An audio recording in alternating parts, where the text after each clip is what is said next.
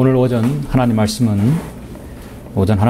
고린도전서 15장 29절부터 34절까지입니다. 고린도전서 15장 29절로 34절까지 말씀입니다. 봉독해 올리겠습니다. 만일 죽은 자들이 도무지 살아나지 못한다면 죽은 자들을 인하여 침례를 받는 사람들은 무슨 일을 하겠느냐? 어찌하여 그들이 죽은 자들을 인하여 침례를 받겠느냐? 또 우리가 어찌하여 매 시간 위험에 처해야 하겠느냐? 내가 그리스도 예수 우리 주 안에서 지니고 있는 너희의 자랑으로서 단언하노니 나는 매일 죽노라. 내가 만일 사람들의 방식대로 에베소에서 짐승들과 싸웠다면 내게 무슨 유익이 있으리요? 만일 죽은 자들이 살아나지 못한다면 우리도 먹고 마시자. 내일이면 죽으리라고 하였으리라. 미혹되지 말라. 악한 사귐은 좋은 행실을 부패시키느니라. 의에 대하여 깨어있고 죄를 짓지 말라. 어떤 자들에게는 하나님의 지식이 없기에 내가 너희를 부끄럽게 하려고 이 말을 하노라. 아멘. 고린도 교회에 관한 아주 강한 말씀이죠. 이 말씀을 위해서 잠시 기도드리겠습니다. 우리의 승리가 되시고 깃발이 되시며 요새가 되시는 위대하신 아버지 하나님 감사를 드립니다. 예수 그리스도의 피로 저들을 구속하여 주시고 바른 말씀을 알게 해주시며 이 진리 가운데 주님을 자님께 세우신 이 지역교회에서 주님을 섬길 수 있도록 인도하여 주심을 감사합니다. 한 주일 동안도 주님께서 여러 태풍 가운데서도 잘 지켜보호해 주시고 이렇게 건강한 몸으로 만날 수 있도록 인도하심을 감사합니다. 주님께서 주님의 사랑과 보호로 지켜준 여기 있는 성도들, 오늘 영과 진리로 경배드리는 이 시간 주님께 최상으로 아름다운 그 경배를 드리게 해주십시오. 우리의 마음과 몸, 혼 모든 것을 드리게 해주시길 원합니다. 제가 방금 봉독한 이 말씀을 가지고 우리는 참으로 사도 바울이 살았던 참으로 나는 매일 죽노라는 그 말씀대로 우리도 살길 원합니다. 이 말씀으로 인해 여기 있는 모든 성도들의 귀한 영의 양식이 되어서 매일 매 시간마다 승리하는 우리 모든 성도들이 될 수 있도록 인도하여 주옵소서. 오늘 그렇게 승리하는 계기가 되게 해주시고 우리 자신을 다시 한번 돌아보는 귀한 말씀이 될 수 있도록 주님 역사해 주시길 원합니다. 모든 걸 감사드리며 주 예수 그리스도 이름으로 기도드렸습니다. 아멘. 오늘 오전 설교는 나는 매일 죽노라 라는 제목으로 설교하고자 합니다. 프랑스의 실존주의 철학자인 샤르트르가 있죠. 샤르트르와 계약 결혼을 했던 그 아내의 이름이 시몬 느 보아르라는 사람입니다. 이 보아르가 쓴 책 중에 이름이 하나 있는데 그 책의 제목이 인간은 모두 죽는다라는 책이 있습니다. 인간은 모두 죽는다. 그 서두에 보면은 뭐라고 기록되어 있냐면 인간은 자기 자신을 어떻게도 할 수 없는 존재이므로 그 무엇도 인간에게는 도움이 되는 게 없다. 인간은 인간에게 도움이 될 게 없다. 자신도 죽으니까 도움이 되는 게 없다는 것이죠. 사실 인간의 무능함과 나약함을 이야기하는 것은 맞습니다. 그러나 그 뒤에 그 인간을 도울 수 있는 분이 있다는 사실을 몰랐죠. 그렇게 하고 죽었습니다.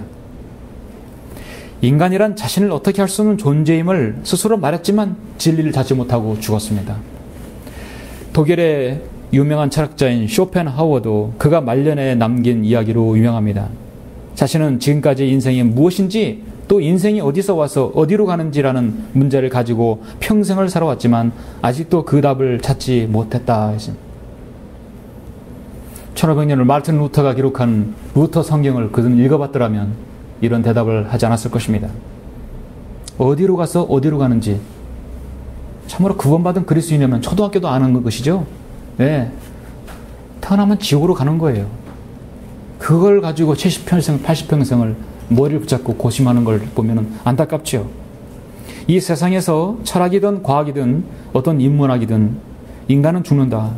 그리고 그 다음에 여기서 의문을 제시하고 이걸 모르면 그 사람은 인생을 헛살은 것이 되는 것입니다. 진정으로 잘 사는 인생이 무엇입니까? 참으로 지혜로운 사람이 무엇입니까? 인간 모두에게는 다 죽음 이후에 끝이 있다는 사실이죠. 그리고 그 뒤에는 바로 심판과 멸망과 영원한 지옥의 형벌이 그를 기다리고 있다는 사실을 알아야 합니다. 그러므로 내가 살아야 할 날이 얼마 남았는지 대략 짐작했다면 자신의 인생을 주워 담을 수 있어야 합니다. 자신이 얼마나 연약한 존재인지를 알아야 하는 것이죠. 저는 이 세상에는 두 종류의 사람이 살고 있다고 보는 것입니다. 우리가 뭐 세 가지, 네 가지로 나눌 수 있고 여러 가지 나눌 수 있지만 크게 두 부류의 사람이 있습니다. 한 종류의 사람은 날마다 자기가 살아남기 위해, 먹고 살기 위해 발버둥 치는 사람이 있어요. 그 사람은 날마다 나는 살아가고 있다 생각하는 사람이에요. 먹고 살기 위해서, 살아가기 위해서 발버둥 치는 사람입니다. 또 한 종류의 사람은 나는 날마다 죽겠다, 나는 죽어야지, 나는 날마다 죽겠다고 하는 사람이에요. 자식이 속속에서, 부모가 속속에서, 경제 나누면서 죽겠다는 사람이 아니라 정말 나는 죽어야 된다, 정말 죽어야 사는 사람입니다. 여러분은 어떤 부류의 사람입니까?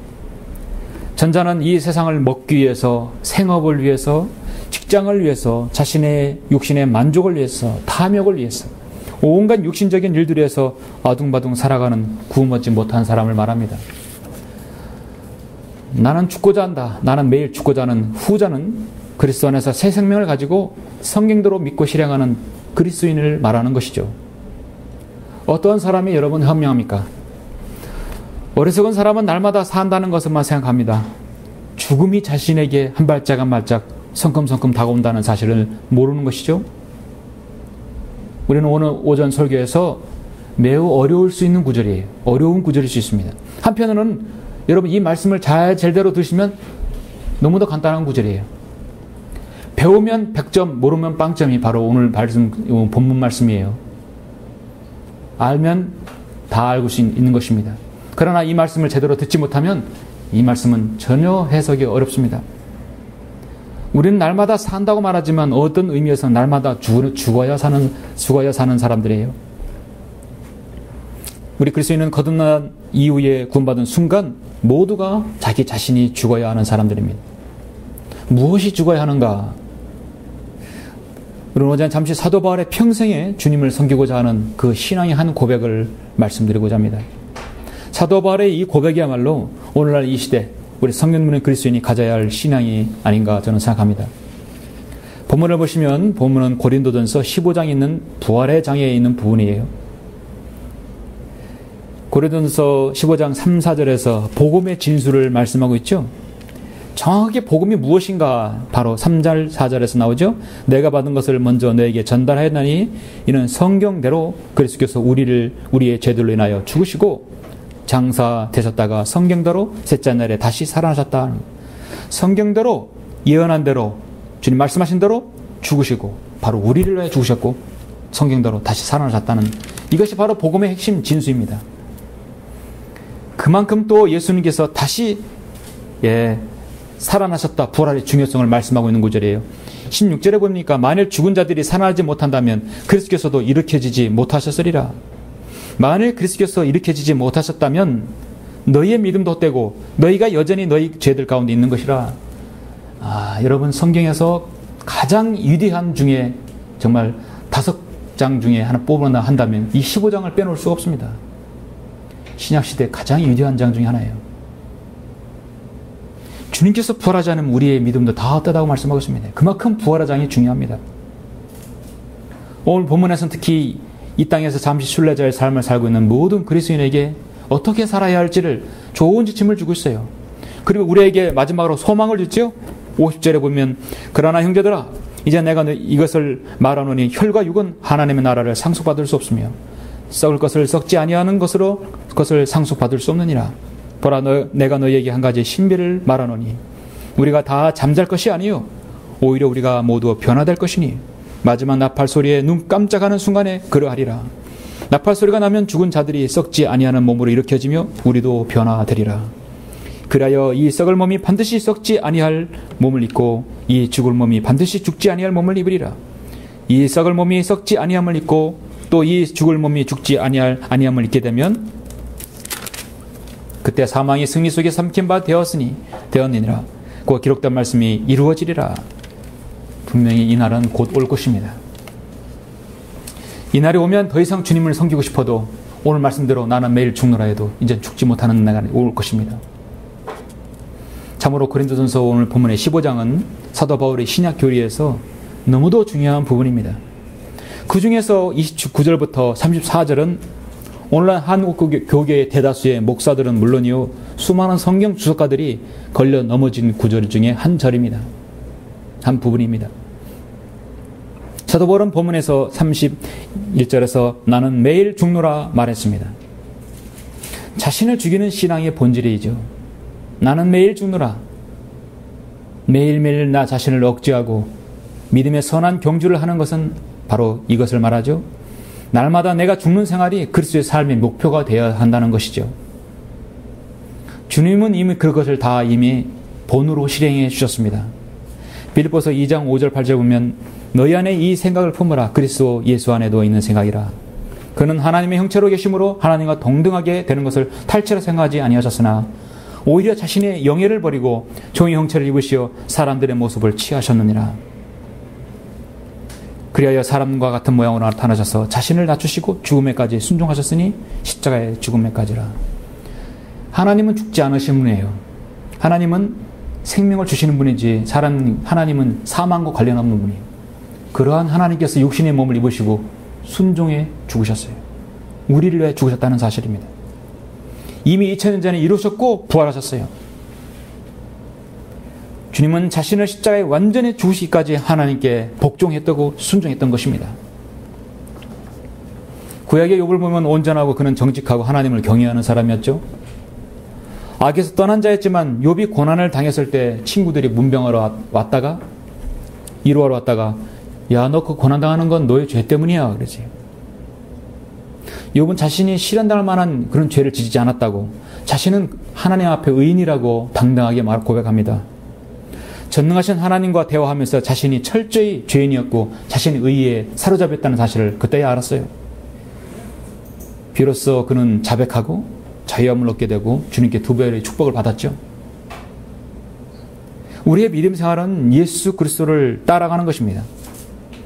나 자신을 복종시켜 나 자신을 온전히 주님께 서렌더, 복종하고 보복하는 것입니다. 나는 매일 죽노라는 것은 우리 목숨 하나밖에 없는데 어떻게 매일 죽어요? 여러분 겉에서 바로 겉사람을 매일 죽이는 것입니다. 자신을 죽이는 것만큼 예수님을 따라가는 사람은 없습니다. 오늘의 나는 매일 죽노라 사도 바울의 이 고백은 참으로 심오한 고백입니다. 우리 인생은 육체적 죽음을 향해 달려가는 멈추지 않는 열차와 같은 것이죠. 브레이크 없는 열차입니다. 이제 마지막 다다르면 컨베어 벨트에서 쌀자루 떨어지듯이 우리의 인생 열차도 다 종착역에 이르는 것입니다. 우리가 날마다 산다는 것의 또 다른 의미는 우리는 날마다 죽는다는 의미예요. 날마다 죽는다는 것은 내가 날마다 하나님께 보복한다는 의미입니다. 날마다 나 자신을 십자가에 못 박는 것입니다. 가장 중요한 문제가 바로 이 생명의 문제예요. 우리가 몇 평 아파트에 사는가, 잘 사는가 못 사는가 중요합니다. 빚이 얼마 있는가 중요한 것이 아닙니다. 부자로 사느냐 가난하게 사는 게 중요한 것이 아닙니다. 삼성이 애플과의 소송에서 이기느냐 지느냐가 중요한 게 아닙니다. 세상은 거기에 사활을 걸죠. 사람에게 생명이 없으면 돈이나 명예나 권력과 쾌락과 부, 지식 이런 모든 건 어떻게 하십니까? 아무 소용이 없어요. 여러분 오늘 사도 바울의 고백대로 나는 매일 죽노라. 그 고백을 하며 살아가십니까? 여러분 그렇게 여러분 살려고 하십니까? 여러분 나는 매일 죽기를 원하십니까? 나는 매일 죽는다면 정말 로마서 12장 2절 말씀대로 너희는 이 세상과 일치하지 말아야 합니다. 마음을 새롭게 함으로써 변화를 받아 하나님의 선하시고 기뻐하시고 온전하신 뜻이 무엇인지 입증을 해야 할 것이죠. 저는 오늘 나는 매일 죽노라는 이 말씀을 여러분 사도 바울은 너희의 자랑으로 단언한다 했어요. 나도 매일 죽노라 그렇게 고백을 하는 성도라고 한다면 세 가지 것이 여러분에게 전제가 되어야 합니다. 그 세 가지가 바로 29절부터 3절까지로 세 가지가 제시되고 있어요. 정신 바짝 차리시고 여러분 이 말씀을 잘 기울여 주십시오. 나는 매일 죽노라. 이 말씀에 대한 바른 의미는 무엇입니까? 어떤 사람이 이걸 실현하는가? 첫 번째는 나는 죽은 자들로 인하여 침례를 받은 사람이어야 합니다. 나는 매일 죽노라는 사람의 바른 의미는 첫째, 나는 죽은 자들로 인하여 침례를 받아야 하는 사람이에요. 좀 어려울 수 있습니다. 우리 본문 고린도전서 15장 29절 30절 두 절 먼저 보시겠습니다. 저는 성경 공부 때도 말씀드렸지만 사도 바울 서신서 중에서 그동안 제가 이걸 이해하고 제가 받아들이고 제가 설교하고 가르치는 데까지는 상당한 시간이 걸렸고요. 여러분은 그게 많은 시간이 걸리지 않을 수 있습니다. 제가 정확하게 말씀드리니까요. 성경적으로 말씀드리니까 29절 30절을 이해하려면 반드시 변개되지 않은 성경을 봐야 합니다. 그리고 올바른 주석을 봐야 합니다. 그리고 바르게 가르치는 교사와 설교자를 만나야 되겠죠. 변개되는 성경에서 절대로 이해할 수 없어요. 29절, 저는 사도 바울 서신 중에서 어려운 구절 중에 하나입니다. 만일 죽은 자들이 도무지 살아나지 못한다면 죽은 자들을 인하여 침례를 받는 사람들은 무슨 일을 하겠느냐. 사실 여기까지가 마지막이에요. 한 번 더 강조하는 겁니다. 어찌하여 그들이 죽은 자들을 인하여 침례를 받겠느냐. 문제의 핵심은 죽은 자들을 인하여 침례를 받는 사람들은 무슨 일을 하겠느냐. 나는 매일 죽노라는 사람들은요, 그 고백을 여러분이 하셨다면 나는 죽은 자들을 인하여 침례를 받은 사람이어야 한다는 것입니다. 바른 성경이 없이는 죽었다 깨어나도 이해할 수 없는 구절이에요. 바른 성경으로도 사실 조금 헷갈릴 수 있죠. 하물며 오늘날 개혁성경, 개혁개정판을 가지고 있는 사람들, 변개된 성서들로 절대로 해석할 수 없는 구절입니다. 매우 주의가 필요한 말씀입니다. 주석에서도 럭커만 주석 성경에서도 자세히 또 나와 있죠. 친절하게 나와 있습니다. 먼저 그리스도인이 나는 매일 죽노라고 고백한다면 그 사람은 예수 그리스도의 피로 구속받은 사람이라는 것입니다. 그리고 주님의 명령이며 주님 교회의 두 가지 실행의 원칙, 실행의 의식은 물침례와 주의 만찬을 두 가지를 순종하는 사람들이에요. 주의 만찬은 교회에서 3개월마다 한마디 행하죠. 그리고 구원받았으면 반드시 물침례를 받아야 합니다. 구원받은 사람이 물침례에 순종하는 것은 구원받는 조건이 아니라 내가 구원받았으므로 다른 사람에게 간증하는 것이에요. 나는 예수 그리스도를 통하여 구원받았습니다. 공개적으로 사람들에게 간증하는 것입니다. 여러분은 혹시 구원받은 이후에 침례 받을 때의 일을 기억하십니까? 침례 받았을 때의 일은 기억하는데 그때 무슨 말이 목사님과 나와 오고 갔는지는 아마 모르실 거예요. 물속에도 있었기 때문에 못 들었을 것이에요.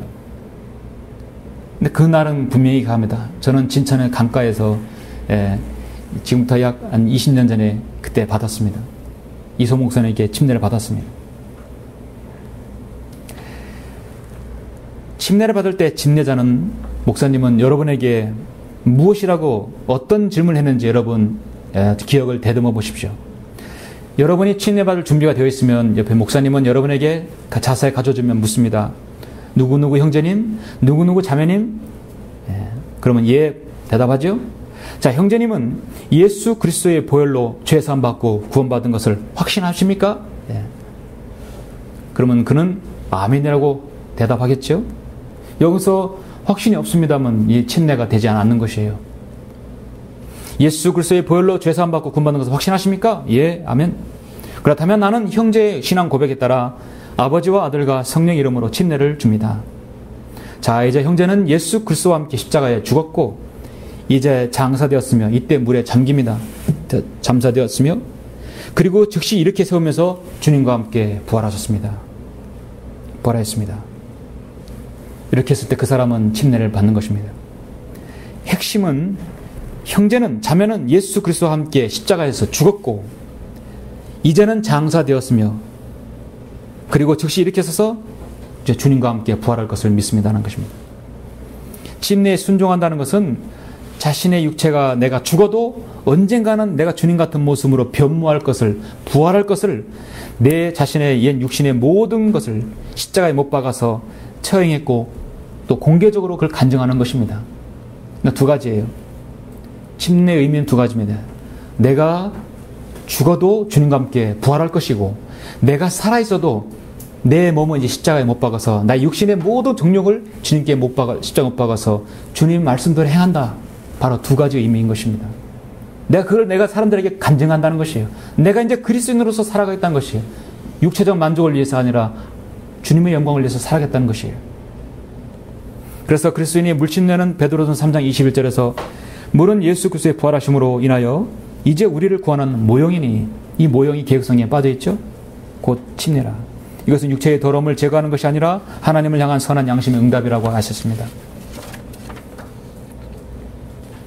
이 그리스도인의 물침례의 의미에 대해서 우리가 이 고린도전서 이 15장 29절의 의미를 우리가 바로 알기 위해서는 로마서도 분명히 6장에서 말씀하고 있죠. 우리가 죽음 안으로 침례를 받아 그와 함께 장사되었으니 이는 아버지의 영광으로 인하여 그리스도께서 죽은 자들로부터 일으켜 주심과 같이 우리도 또한 생명의 새로움 가운데서 행하게 하려 함이니라. 만일 우리가 그의 죽으심의 모양으로 함께 심겨졌다면 또한 그의 부활하심의 모양과 같이 되리라. 침례를 받는 목적은 당신은 주님과 함께 죽었고 장사되었고 부활할 것을 믿습니다 하는 것이. 그렇다면 이 29절이 오늘날 여러분 개혁성경, 개혁개정판, 특히 몰몬교들은 어떻게 이해합니까? 몰몬교도들은 이 부분의 29절을 다음같이 이해합니다. 우리 바른 성경을 보시면 여러분 들어보십시오. 몰몬교도는 만일 죽은 자들이 도무지 살아나지 못한다면, 여기까지는 이해할 수 있어요. 그러나 어찌하여 죽은 동료들을 대신하여 침례를 받는다는 말이냐? 죽은 동료를 위해서 대신 침례까지 받는 사람들이 몰몬교도들입니다. 심지어 그들의 죽은 무덤에까지도 물을 뿌리는 것이에요. 오늘날 로마 가톨릭과 한국 개신교는 개혁성경에서 뭐라고 읽습니까? 만일 죽은 자들이 도무지 다시 살아나지 못하면 죽은 자들을 위하여 세례받는 자들이 무엇을 하겠느냐? 죽은 자들을 위하여 세례받는 자들이 무엇을 하겠느냐? 어찌하여 저희를 위하여 세례를 받느냐? 우리 무중입니다. 개정반도 동일합니다. 만일 죽은 자들이 도무지 다시 살아나지 못하면 죽은 자들을 위하여 세례를 받는 자들이 무엇을 하겠느냐? 어찌하여 그들을 위하여 세례를 받느냐? 문제는 죽은 자들을 인하여가 위하여로 병행됐다는 사실입니다. 심지어 무덤에서도 죽은 자들을 위해서 물을 뿌려야 한다는 결론에 이른 것입니다. 희한한 교리가 생겨난 것이죠. 이 말씀을 의미하는 바는요, 사도 바울은 부활의 장에서 그리스도인이 만일 죽은 자들이 도무지 살아나지 못한다면, 도무지 부활하지 못한다면, 그래서 여러분 성경에서 만일 죽은 자들이 도무지 살아나지 못한다면, 의학적으로 생물학적으로 죽은 사람이 살아나지 못한다면, 부활하지 못한다면 죽은 자들을 인하여 침례를 받는 사람들은 무슨 일을 하겠느냐? 왜 죽은 자들을 인하여 침례를 받겠느냐 이것이죠. 어찌하여 물침례를 통하여 자신의 옛사람을 장사 지녀서 예수 그리스도 안에서 침례받았다는 것을 공개적으로 간증을 하냐 이 말입니다. 나중에 부활하지 못할 거면 무엇하러 자신의 옛사람을 죽었다고 침례를 받느냐 이 말입니다. 나의 옛사람은 이미 십자가에 못 박혀서 처형시켰기 때문에 더 이상 나는 옛날의 나가 아니라는 사실을 공개적으로 간증하는 것이에요. 그 간증을 하지 않으려면 나중에 부활할 것을 믿지 못한다면 왜 지금 침례를 받겠느냐 이거죠. 어찌하여 그들이 죽은 자들 인하여 침례를 받겠느냐. 근데 여기다 인하여를 대신에 위하여라고 하면 어떻게 됐습니까? 목적을 하게 되면 침례가 목적이 되는 것이죠. 예. 목적을 정당화시키는 것입니다. 그래서 성경에서 여러분 특히 신약성경에서 인하여라는 말이 나오면 그것은 뭐뭐 하였기 때문에라고 늘 해석하시면 정확합니다. 이 세상 사람들은 자신이 살아가고 있고 실제로 산다고 생각하지만 사실은 죽음을 향해 보면은 그런 죽음을 향해 떠벅떠벅 한 발짝 한 발짝 가까이 오는 것입니다. 어느덧 여러분의 인생도 50년, 40년, 이미 30년 더 훌쩍 넘어가 버렸죠? 하루는 여러분 길지 몰라도 10년은 짧습니다. 한 발짝 한 발짝 죽음을 향해 달려가고 있습니다. 그러나 그리스도 안에서 새 생명을 가지고 우리는 날마다 죽으며 살아가는 사람들입니다. 그러나 우리는 더 천성을 향해서 생명을 향해 더 가고 있는 사람들이에요. 이것은 저 하늘나라와 지옥의 차이입니다. 오늘날 한국교회는 이 구절을 가지고 건들지도 못해요. 교인이 이런 구절을 가지고 이게 어떤 구절이냐, 왜 이런 말씀이 나오냐 해석을 하달라면 사실 답변을 못하는 것이 한국교회 목사들입니다. 만일 죽은 자들이 도무지 다시 살지 못한다면 죽은 자들을 위하여 세례받는 자들이 무엇을 하겠느냐? 어찌하여 저희를 위하여 세례를 받느냐? 어찌하여 우리가 때마다 위험을 무릅쓰리요? 읽으면서도 그런 주님의 부활을 논한다는 것 자체가 저는 웃기는 코미디인 것이죠. 나는 매일 죽노라고 한다면 예수 그리스도 안에서 그 사람이 구원받았다면 반드시 이 근거를 통해서 물침례를 받아야 하는 것입니다. 여러분 중에 혹시 침례 받지 않은 분은 이제 다가온 조그만 기회에 있을 때 침례를 받으셔야 되는 것이죠. 구원과는 관계없지만 공개적인 간증인 것입니다. 나는 매일 죽노라 이 말씀에 대한 바른 의미는 또 무엇입니까? 두 번째는 육신적인 생활에서 영적인 생활로 늘 변모하는 자세인 것입니다. 육신적인 생활에서 영적인 생활로 변모하는 사람입니다. 여러분 본문 계속해서 15장 31절 32절 해보십시오. 내가 그리스도 예수 우리 주 안에서 지니고 있는 너희의 자랑으로 단언하노니 나는 매일 죽노라. 내가 만일 사람들의 방식대로 에베소에서 짐승들과 싸웠다면 내게 무슨 유익이 있으리요? 만일 죽은 자들이 살아나지 못한다면, 부활하지 못한다면 우리도 먹고 마시자 내일이면 죽으리라고 하였으리라. 그렇죠? 육신적인 생명만 가지고 있는 사람들이라면 그렇게 했겠죠. 에베소에서 짐승들과 싸웠다. 에베소 사자와 일이, 늑대들이 있었다는 얘기인가요? 아니에요. 사도 바울은 에베소에 있는 육신적인 사람들, 구원받지 않은 사람들, 짐승처럼 행하는 사람들을 가지고 짐승이라고 성경은 말씀하고 있습니다. 나는 매일 죽노라 했어요. 골로새서 3장 5절에서도요. 그러므로 땅 위에 있는 너희 지체를 죽이라 했어요. 정확하죠? 너희 지체를 죽이라. 곧 음행과 부정과 사욕과 악한 세욕과 탐심이니 탐심은 우상 숭배니라. 좀 앞으로 가서 여러분 고린도전서 3장 1절 2절 3절을 한번 보시죠. 그럼 육신적인 그리스도인은 어떤 사람들인가? 3장 1절을 보시면 형제들아 내가 너희에게 영적인 사람을 대하는 것처럼 말할 수 없어서 육신적인 사람 즉 그리스도 안에서 어린 아기들을 대함과 같이 하노라. 내가 너희를 젖으로 먹이고 고기로 먹이지 아니하였으니 이는 너희가 지금까지 소화시킬 수 없었으며 아직도 그러하니라. 너희는 여전히 육신적인 사람이라.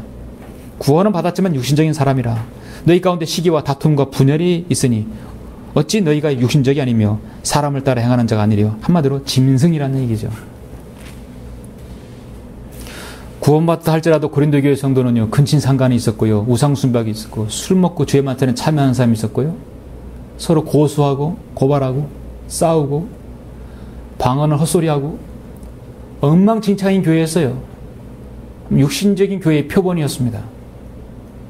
바울은 부활장을 들어서 그들에게 강력하게 질타하고 있습니다. 그 영적인 사람은 2장 15절에서 영적인 사람은 모든 것을 판단하나 자신은 아무에게도 판단을 받지 아니하니라. 오직 주님께서 그 사람을 판단하시게 하는 것이에요.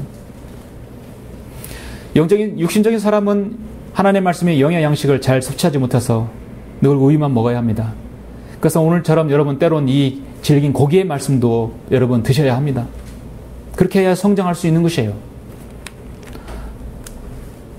어머니가 아기에게 물과 우유만 줍니까? 빵과 고기와 때에 따라서 좋은 영양식을 주지요. 그렇게 해야 성장할 수 있는 것이에요. 우리의 영적 성장도 바른 말씀으로 이렇게 성장하는 것입니다. 성경은 구원받은 그리스도인은 자신의 육신 안에 또 다른 내가 있음을 말씀하고 있습니다. 내 안에 또 다른 생명이 자라고 있어요. 이 생명은 오직 여러분 주일날 이 말씀을 들으면서 영적 양식을 통해서 성장할 수 있습니다. 거듭나지 못하면 그러나 생명이 없어요. 생명이 있는 것은 성장하게 되어 있습니다. 그냥 자신의 육신의 만족을 위해서 평생을 허비하고 인생을 멋대로 살아간 사람은 절대로 살아갈 수 없죠. 성장이 없죠. 디모데전서 6장 10절에서 사도 바울은 돈을 사랑하는 것이 모든 악의 뿌리니 이것을 욕심내는 어떤 사람들이 믿음에서 떠나 방황하다가 많은 슬픔으로 자신을 찔렀도다. 그러나 오 하나님의 사람인 너는 이것들을 피하라 했어요. 구원받은 그리스도인조차 돈을 사랑하고 세상을 사랑하고 더군다나 급히 돈을 벌려고 부를 가지려고 마음이 끌린다면 이미 탐욕이 빠진 것입니다. 오늘날 이 마지막 시대는 정말 사탄이 세상을 관장하는 시대입니다. 온갖 육체의 만족을 위해 탐닉하는 자들을 마음대로 사탄이 그 마귀의 자식들을 써먹고 있어요. 정말 여러분 발악을 하고 있는 시대입니다. 사탄은 인간에게 재미를 시작해서 발을 드러놓게 한 다음에 그 틈을 허락해서 중독시켜버립니다. 중독되는 사람은 이제 탐욕이 생기고 탐욕은 끝이 없게 됩니다. 그들은 끝이 없는 걸 위해서 모든 것을 실행하게 되어 죄까지 지르게 범죄하게 됩니다. 만물은 수고로 가찼으나 사람이 그것을 표현할 수 없으니 눈은 보는 것으로 만족하지 못하며 귀는 듣는 것으로 채워지지 않는도다. 인간의 탐욕이라는 게 그런 거예요. 채울 수 없습니다.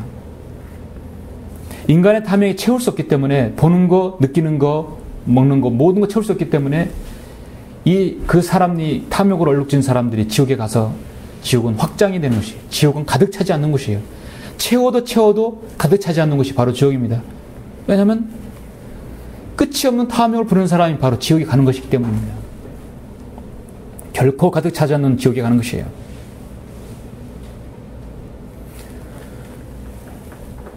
지난주에 저는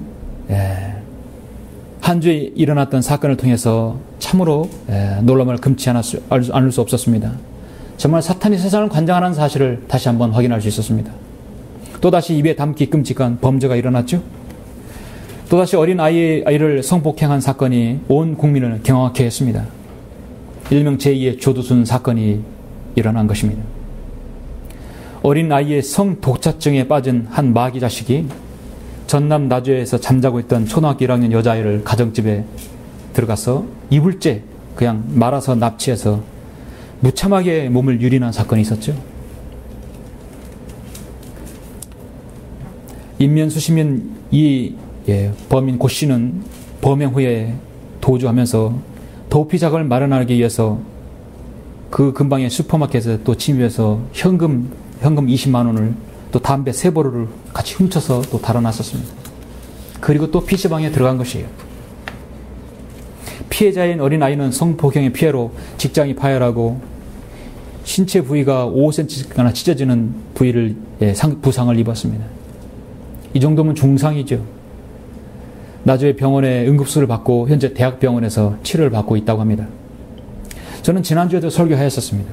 오늘날 일어나는 강력 범죄는 사탄의 마귀의 자식을 데리고 지금 이 세상을 자신의 멋대로 휘젓고 있어요. 자신의 육체의 탐욕을 위해서 뭐든지 하라는 것이에요. 세상은 그걸 다 문을 열어놓고 있는 것이에요. 이럴 때일수록 법은 더 강력하게 국민을 안전하게 보호해야 할 의무가 있습니다. 초동생 엄마는 PC방에 새벽에 가 있고 아버지는 수혜치료에서 잠들어 있고 문은 잠그지 않은 상태에서 현관문만 열면 아이들이 그냥 노출되어 있고 그런 취약적인 허점이 있었지만 오늘날 자식들은 여지없이 그런 탐욕과 광란을 멈추게 할 수 없었습니다. 저는 지난주에 말씀드렸어요. 요즘 이런 강력범죄가 기승을 부리는 것은 왜 그런가? 현재 현 여당의 새누리당도 원내대표가 말했습니다. 청와대가 폭력과의 전쟁을 선포하는 수준을 넘어서 대통령이 책임지고 이 문제를 확실하게 믿어주는 그런 자세가 필요하다. 집에서 어린이를 납치해서 성폭행하는 이런 나라는 도저히 방치할 수 없고 이런 나라가 G20 정상회의를 주최한 나라라고 하는 것은 상상할 수 없다는 것이에요. 그러면서 G20이고 외교이고 어쩌고저쩌고 떠드는 것이에요. 우리 사회가 지금 이 지경까지 됐다는 것이에요. 대통령에게 가장 큰 책임이 있다고 여당 대표가 그랬어요. 저도 그렇게 동의합니다. 대통령이 국정 최고 책임자로서 죄송하다는 말을 언론에 했어요. 그럼 죄송하다는 그러고서 끝납니까? 대책을 세워야죠. 현재 성폭행과 관련한 사형수들은 모두 빨리 사형시켜야 합니다. 자신의 대통령 임기 막일 겨자는 빨리 사형시켜야 합니다. 조두순이 유영철이, 강우순이, 김길태, 김수철 빨리 사형장으로 그들을 보내서 그들 피해자들의 원한을 이 땅에서라도 갚아주는 것이 대통령과 법무부 장관이 해야 할 도리입니다. 몹쓸 짓 하면 목이 날아간다는 사실을 온천에 보여줘서 이 땅의 전자팔찌를 목욕탕 열쇠고리로만 알고 있는 이 잠재적 성폭행범들에게 확실하게 각인시켜줘야 합니다. 그런데 제가 볼 때는 아마도 피해자의 인권인이 헛소리에 또 호들갑 떨다가 잠잠해질 것 같아요. 그리고 그것으로 끝날 것입니다. 경찰도, 국무위원도, 국회의원도, 검찰도, 대통령도, 법무부도 그대로입니다. 제3, 제4의 조두수는 계속 나타날 것입니다. 우리 스스로 우리가 조심하고 주님의 보호하심으로 우리는 살아갈 수밖에 없습니다. 자신의 육신의 만족을 위해서 무엇이든 서슴지 않는 마귀의 자식들이 우리 주위에 늘 노출되어 있어요. 전자팔찌는 소용없어요. 반경 500m 이하는 나타나지도 않고 그 자료가 경찰이 가지고 있지 않습니다. 국민은 컴퓨터를 통해서 그들의 신상 정보를 파악해도 얼굴이 모자이크 처리해서 알지도 못해요. 미국은 그 집만 문 앞에 편말을 대놓고 인권이 중요한 나라는 인권, 그 나라에 이 자는 성폭행범이 이 집에 살고 있습니다. 편말까지 붙여놔요. 미국은요. 역시 우리나라는 아직 멀었어요. 세상을 이렇게 자신의 육신의 만족을 위해서 그렇게 살아가는 그 사람들은요, 컨트롤이 안 돼요. 이미 마귀가 그 점유를 해버렸고 중독이 되어버렸고 컨트롤이 안 돼요. 자신 안에 영적 생명이 있어야 안 돼. 그건 죄야. 하면 안 돼. 막질 못하는 것이에요. 이 영적으로 죽어버렸기 때문에 안 되는 것입니다. 나는 매일 죽노라면 생각이 있달지라도 그걸 당연히 그 안에 내적인 생명이 막아버리는 것이죠. 미국의 복음전도자인 무디는 자기의 생일을 묻는 사람들에게 늘 항상 두 가지를 말했다고 합니다. 하나는 내 어머니로부터 태어난 육신의 생일이고 또 하나는 나는 예수님을 믿고 거듭난 날이 있습니다. 에드워드 킴벌이란 주일학 교사를 통해서 나는 이렇게 거듭났습니다라는 항상 자신의 거듭남을 말하고 있는 것이에요. 우리 그리스도인은 모두 이 두 가지 생일을 갖고 있죠. 두 가지 생일을 가지고 있으면 두 가지 삶은 있는 것이에요. 육신의 삶과 영적인 삶이 있는 것이에요. 육체적인 삶에 여러분의 영적인 생활을 완전히 점령해버리면 여러분 육신적인 삶이 카날 크리스천이 되는 것입니다. 영적인 삶에 여러분 육신의 삶을 점유하면 여러분 영적인 그리스도인이 되는 것입니다. 진정으로 거듭난 사람이면 가장 먼저 자신이 알 수 있는 것은 자신 안에 누군가가 있고 내 안에 누군가가 지금 내재하고 있다는 사실이에요.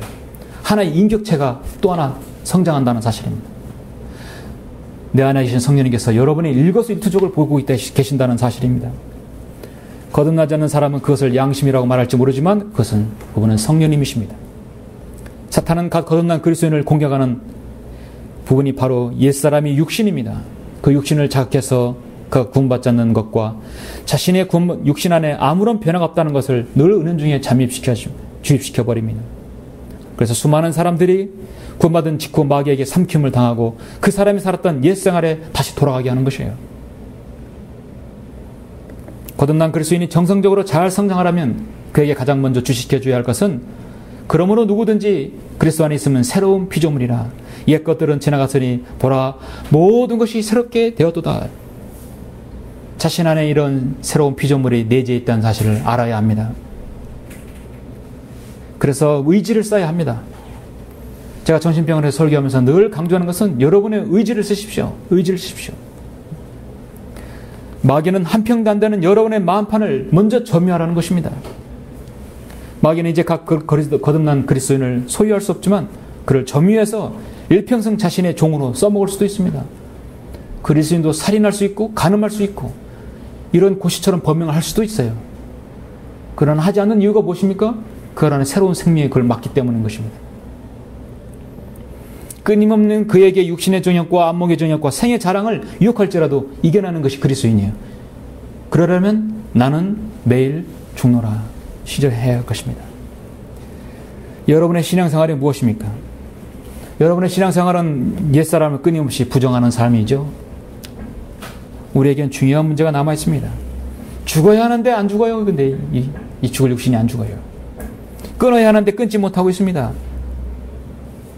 주님께서는 누구든지 나를 따라오려거든 자기를 부인하고 자기 십자가를 지고 나를 따르라 하셨어요.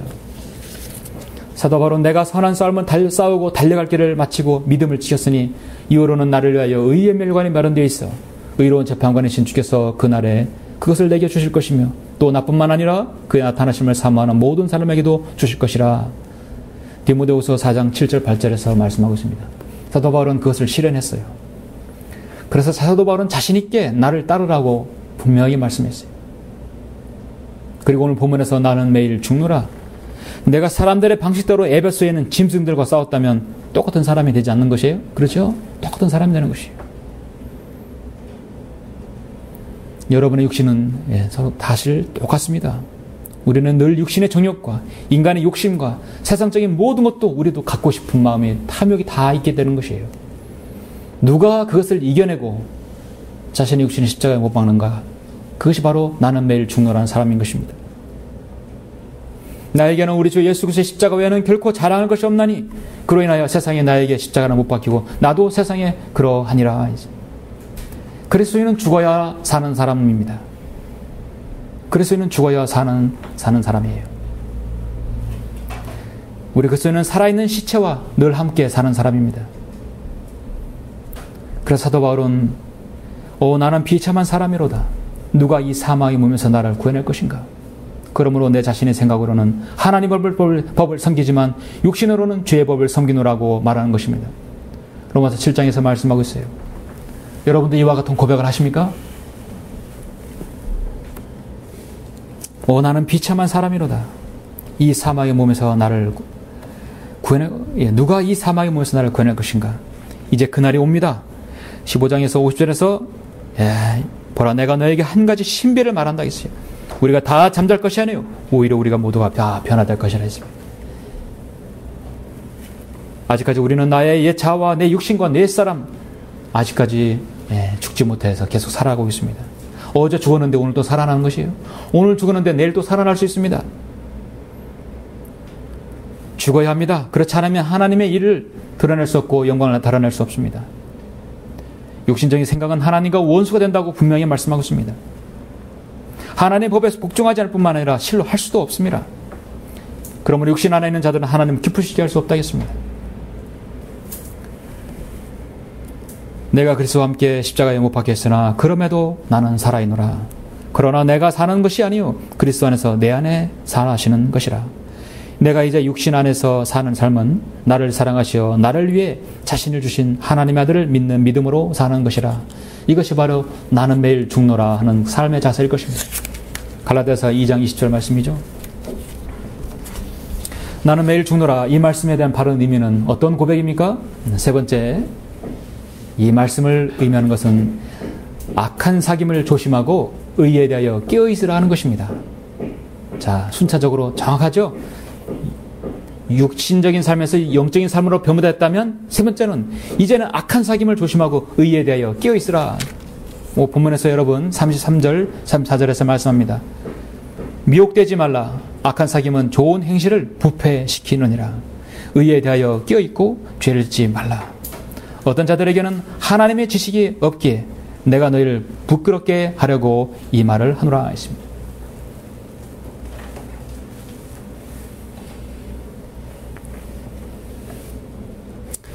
여러분 과일을 지금 요즘 제철 과일 많이 나오죠? 사과가 낙과로는 많이 지금 피해를 입었습니다. 사과를 한 바구니에서 10개가 있는데 그 중에 1개가 썩어 있어요.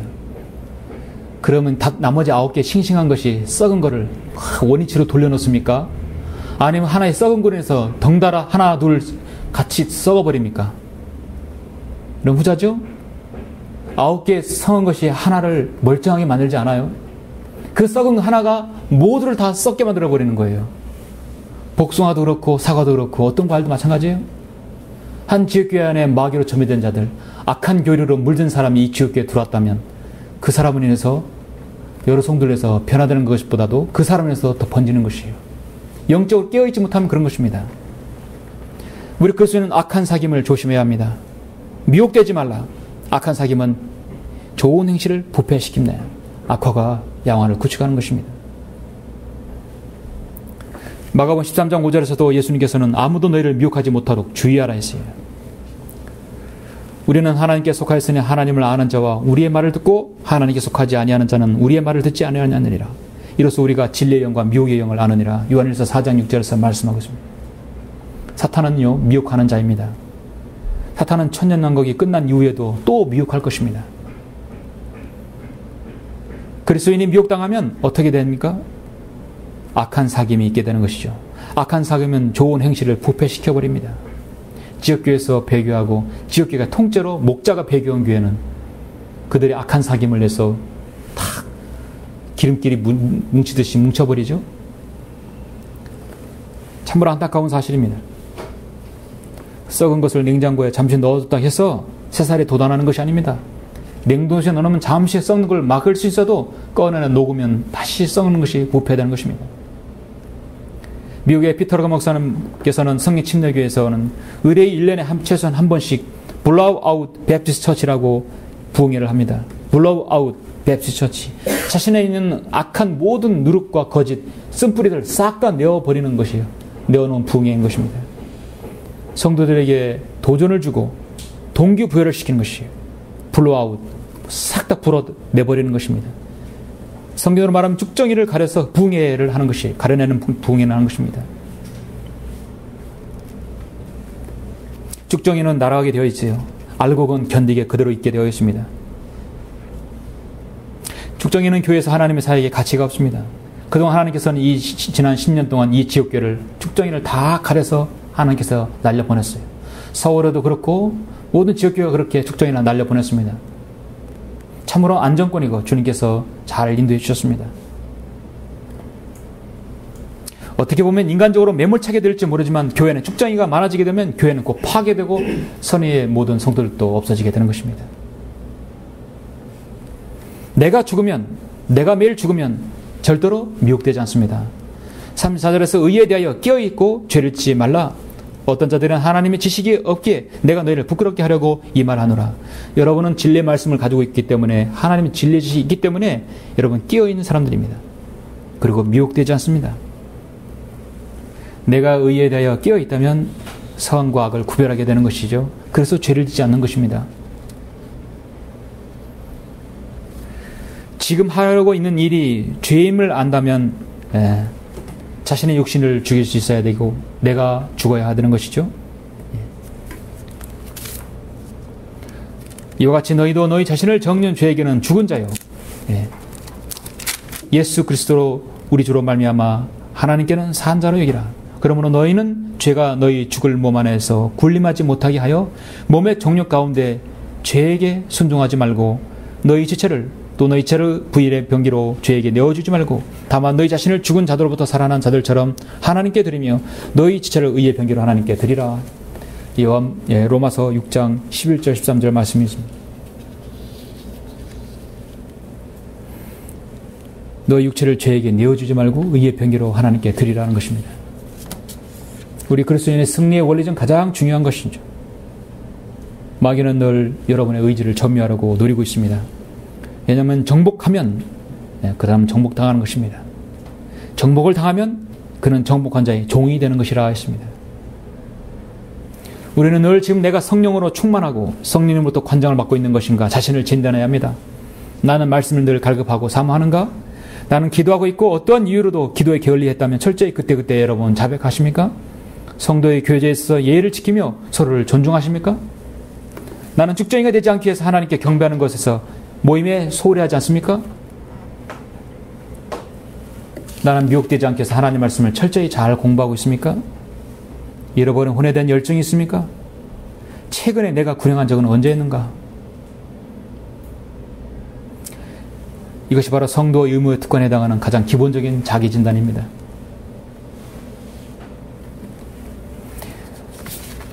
사랑하는 성도 여러분, 이스라엘 속담 중에 이런 속담이 있어요. 하나님께서는 부서진 것을 사용하신다 했습니다. 단단한 곡식은요, 부서져서 가루로 만들기 전에는 곡식으로 사용할 수 없어요. 떡을 만든지 과자를 만든지는 빻아야 합니다. 포도도 마찬가지에 포도즙이 되려면 부서져야 하죠. 프레셔로 누르고 짓눌려서 으깨져야 포도즙이 됩니다. 사람도 마찬가지예요. 자신이 매일 죽고 자신이 없어져야 합니다. 그렇게 하나님께서 그 사람을 사용해 주십니다. 부서지지 않는 사람은 하나님께서 사용하지 않습니다. 여러분 안에 꼿꼿한 것이 있습니까? 여러분 안에 순종하지 못한 것이 있습니까? 여러분 안에 여러분의 영적 생명은 이것을 원하는데 여러분의 육신적인 생명 아직도 거부하는 것이 있습니까? 십자가를 져야 부활이 있고 부서짐을 통해서 알곡이 깨어짐을 통해서 곡식이 되는 것입니다. 쓰임받을 수 있습니다. 사도 바울은 나는 매일 죽노라 했습니다. 하루만 죽어도 하는 게 하루만 깨어져도 하는 것입니다. 오늘도 내일도 매일입니다. 그 사람은 나는 죽은 자들 인하여 침례를 받은 사람이고 육신적인 사람에서 영적인 사람이고 악한 사기만을 조심하고 의에 대해 깨어있는 사람을 말하는 것입니다. 결론적으로 사탄은요, 끊임없이 여러분의 장점과 단점, 자랑거리를 가지고 기절할 것입니다. 단점을 가지고 프라이드를 여러분 가지고 있을 것이에요. 프라이드를 건드릴 것입니다. 자존심을 건드릴 것이에요. 장점을 가지고 자랑거리가 되게 할 것입니다. 끊임없이 여러분을 미혹할 것입니다. 끊임없이 여러분을 승리하지 못하게 하고 여러분 자신의 의의 병기가 되지 못하게 할 것입니다. 그렇게 되지 않으려면 오늘 말씀대로 나는 매일 죽노라. 바울의 말대로 살아야 합니다. 여러분은 매일 죽게 되면 매일의 삶을 승리로 장식하고 주님께 영광을 돌릴 수 있습니다. 내가 매일 죽으면 나는 성령 충만한 삶으로 성령의 열매를 거둘 수 있습니다. 내가 매일 죽으면 지옥교에서 겸손한 지체로 주님을 잘 섬길 수 있고 강성한 지역교로 성장할 수 있습니다. 내가 매일 죽으면 사도 바울의 가르침대로 주님의 발자취를 따르는 삶이 됩니다. 그리스도인의 훌륭한 생을 살 수 있고 저 하늘나라에서 상급이 기다릴 것입니다. 저는 이 시간 마지막으로 내가 매일 죽노라는 이 말씀이 한 구절로 요약될 수 있는데 아까 말씀드린 대로 갈라디아서 2장 20절 말씀입니다. 이 말씀을 읽고 설교를 마치겠습니다. 내가 그리스도와 함께 십자가에 못 박혀 있으나 그럼에도 나는 살아 있노라. 그러나 내가 사는 것이 아니요 그리스도께서 내 안에 사시는 것이라. 내가 이제 육신 안에서 사는 삶은 나를 사랑하시어 나를 위해 자신을 주신 하나님의 아들을 믿는 믿음으로 사는 것이라 했습니다. 나를 위해 자신을 주신 하나님의 아들을 믿는 믿음으로 우리 사는 그리스도인이 되어야 할 것입니다. 그렇게 해서 여러분 매일 나는 매일 죽노라 그 고백으로 여러분 사시길 간절히 바랍니다. 기도하시겠습니다.